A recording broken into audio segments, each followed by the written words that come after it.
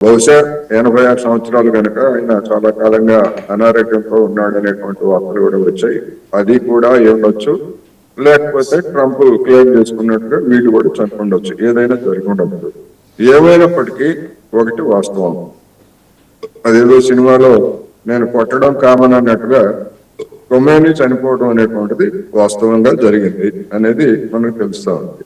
అయితే ఇందాక మీరు అన్నట్టుగా ఖొమైనీ చనిపోయినంత మాత్రాన మత ఛాందస్వాదం చనిపోతుందని మనం అనుకోకర్లేదు. చరిత్రలో మనం చూసినప్పుడు ఒక వ్యక్తి మరణించవచ్చు కానీ ఆ వ్యక్తి నాటినటువంటి విష బీజాలు లేదా ఒక సమాజం నాటినటువంటి వాటిని అంత తేలిగ్గా అవి పోవు, వ్యక్తులు పోతారు తప్ప ఆ భావజాలం అనేటువంటిది అది కొనసాగుతుంది.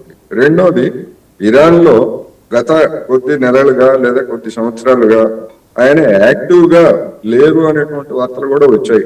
ఏమైనప్పటికీ ఆయన పేరుతోటి, ఖొమైనీ పేరుతోటి ఇప్పటి వరకు కార్యకలాపాలు సాగాయి. అందుకని ఇప్పుడు వెంటనే రెజ్యూమ్ చేంజ్ అంటే అక్కడ అధ్యక్షుడు ఉన్నాడు, ప్రధానమంత్రి ఉన్నది, సుప్రీం కౌన్సిల్ క్యాబినెట్ ఇవన్నీ కూడా ఉన్నాయి.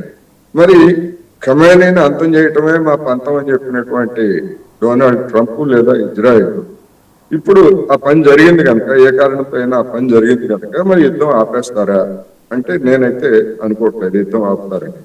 వాళ్ళ లక్ష్యం ఖొమైనీని అంతం చేయటం అనేటువంటిది ఒక మానసికమైనటువంటి అంశం తప్ప ఇరాన్ ని స్వాధీనం చేసుకోవడం, ఇరాన్ లో ఉన్నటువంటి సంపదలను స్వాధీనం చేసుకోవడం అయితే అన్నింటికీ మించి పశ్చిమాసియా మధ్యప్రాచ్య ప్రాంతంలో తమకు ఎదురు లేదు, తమను లేదా తమ యొక్క తొత్తు ఇజ్రాయెల్ ని ఎదిరించేటువంటి వాళ్ళు ఎవరు లేరు అంటే ఒక ఆసియాలో ఒక ప్రాంతంలో మేము ఎదురు లేకుండా చేసుకున్నాము అనేటువంటిది ప్రపంచానికి చూపడానికి కూడా